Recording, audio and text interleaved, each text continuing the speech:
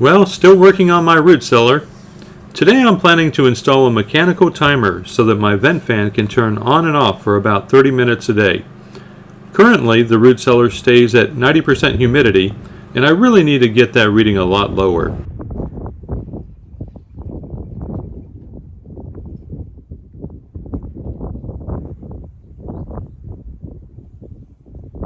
I don't know if you remember me talking about this fan here, but they don't last too long if you run them 24 hours a day. And so this is the whole reason that I am going to be putting in a timer so that I only run it for about 30 minutes a day. And that'll keep the air in here less humid and more pleasing to me when I come down, and probably would be good to prevent rust and mildew and so forth down here. I don't want too much humidity. So hopefully this will be a good solution for it. Okay, so I'm going to use this mechanical outlet, and you can see here it has a cover, and that's what it looks like inside. This is your typical mechanical outlet. You have the settings right here that we're going to mess with in just a little bit. And what I'm going to do is, you can see it has a plug here, and I'll plug this into the inverter, which is hooked up to the battery. And then I'm going to tie in a plug to the fan. So right now it's the fan, right here is hooked directly to the battery. And so instead of that, I'm going to take the wires out, put the plug onto it, and then this will connect to the mechanical timer, and then we'll put this into the inverter, which will connect to the battery. So that's the plan. Okay, so it's saying that the neutral wire is the ribbed one here, and so this would be the positive.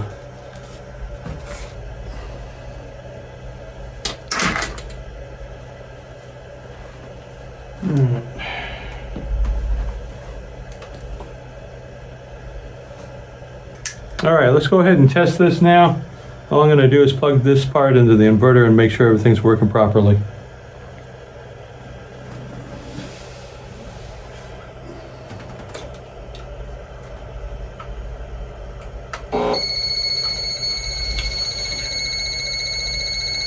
That did not work. All right.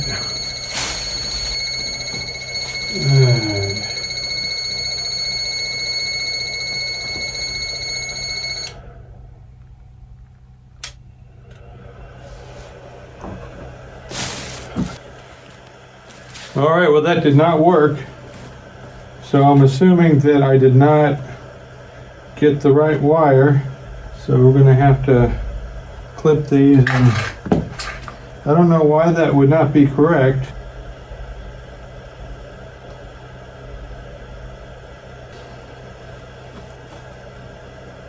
Okay. Here goes try number 2.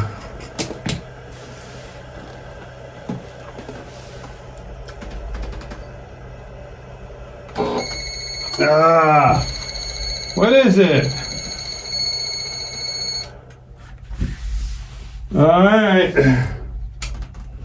I did something wrong.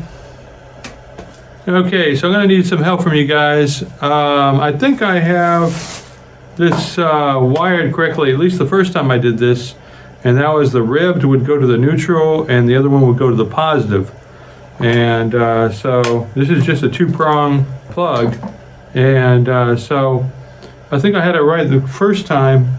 I plugged this into the inverter, and the inverter freaked out. So I'm not quite sure what that means, because I can connect the positive and the negative directly to the battery and I don't have any problem at all. So if you have any suggestions, let me know, because I'd really like to get a timer on this fan so that I can run it. And I'm not an electrician and I don't know much about electricity, but I would have thought if you had the positive and negative wires lined up correctly, that you could easily just put on a plug and be able to plug that into the inverter. And that apparently is not the what's going on here. It's not allowing me to do that.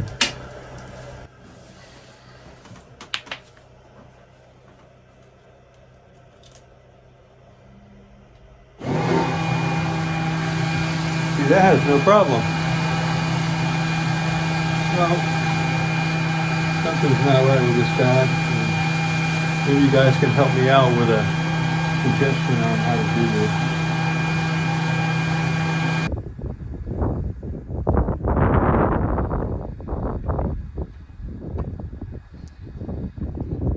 Another task I have today is replacing the solar panel that charges my RV gel battery. I troubleshooted this issue by replacing lead wires to the battery and also replacing the solar panel controller, but I'm still getting an error code 15 on this Renogy controller. Error 15 means it can't find the battery. So I bought a new Renogy solar panel to see if that'll solve the problem. Alright, so I turned off the generator so that I can get a good reading as to whether this is charging or not. And you can see right here, it is charging based on the solar panel, which is good. So I can only assume that the other solar panel was having issues right over here. And I'm not sure why. I mean, so anyway, I replaced out this cable here with that solar panel, and it still was having issues, so I purchased this other Renogy 100-watt solar panel, and it seems to be working now, so that's a good thing, because I definitely want to keep my gel battery charged that's in there. And if you've seen previous videos, you saw me pull my back muscle trying to put this battery in here. It's a huge one. It's a gel battery, and so I have that connected up like that.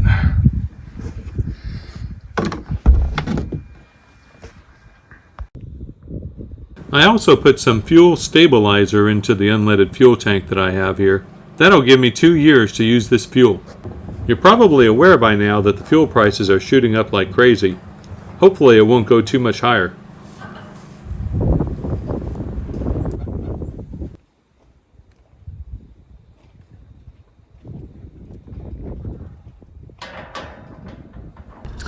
You know, not having it rain for 5 months actually gives me the opportunity to think about what I'm doing here with this pond. You know, I already expanded the pond a little bit with the skid steer, and I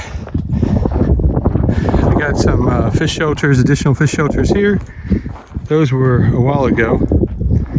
And now, I think what I'm going to do is I'm going to drill some holes at the back over here and put some posts in, maybe like 3, and create essentially a little tree, a group of trees that without branches that will be right here, 3 posts, and that may help this back end to have some coverage for the fish.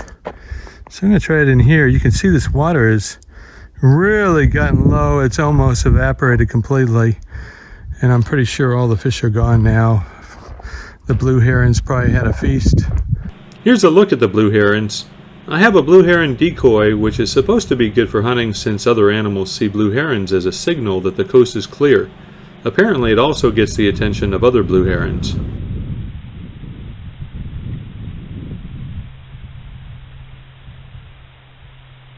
And what's left is just water and mud. Yeah, I think the heron got any that were in that little hole, which is unfortunate, but you know, it just hasn't rained. And we'll get a big deluge here, I'm pretty sure, during the spring.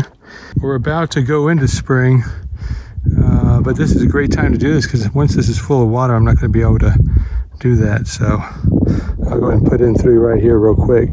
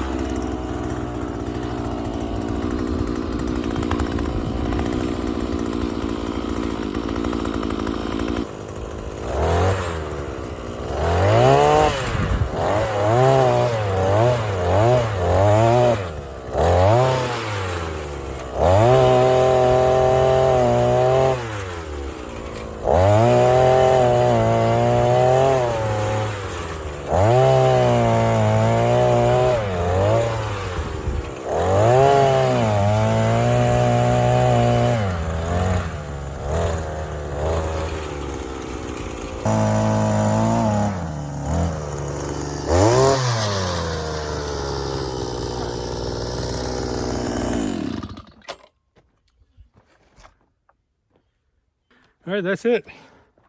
So I got 3 there. Just need to get the posts and put them in.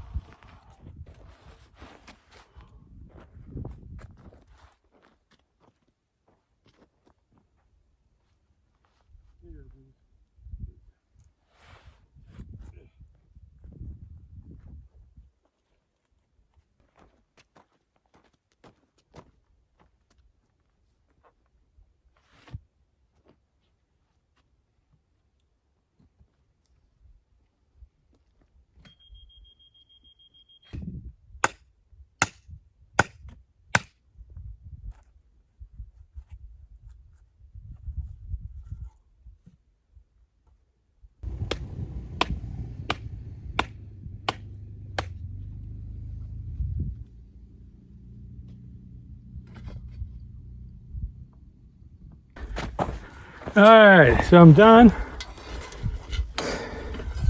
This is gonna be an awesome pond, I tell you. Once this water fills in,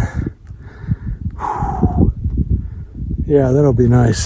So I got that, and then we'll have the fish shelters there and up there. So that'll be really cool. Got some fish hanging around those areas. All right, well, I'm tired. Starting to get warm now.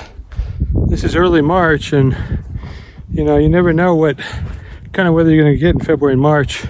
Sometimes really warm, and sometimes a week later it's freezing. So as long as it isn't 90 or 100 degrees, that's when it gets unbearable. I leave you with a short video of my sons who caught a bowfin while on a trip to Houston. Those are ancient looking fish for sure. Hope you enjoyed this episode, and I'll see you on the next video. Take care.